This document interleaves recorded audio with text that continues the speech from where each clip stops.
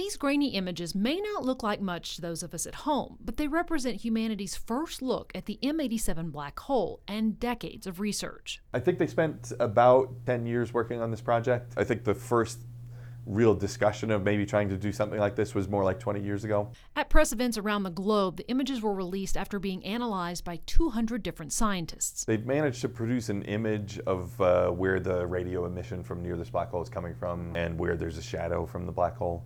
And this is the first time we've been able to do this. Scientists use radio telescopes all over the globe to help use the Earth's movement to create the image. And so it was only when these new telescopes were built that it was possible to have enough sensitivity and enough angular resolution to do this project. Thanks in large part due to communication and technological advances. They had the equivalent of, I'm trying to remember, I think it was 5,000 years worth of MP3 music. So that's how much disk space they needed to store all the data that they were using.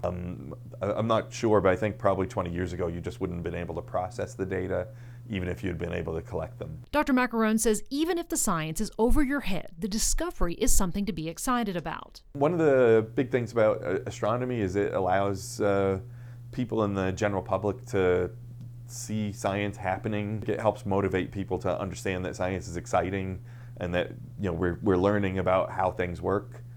So I think that's the most important thing, is the spirit of discovery. When they were first discovering new continents on Earth, that must have been one of the most exciting things to people living in Europe, even though they weren't necessarily personally benefiting from it.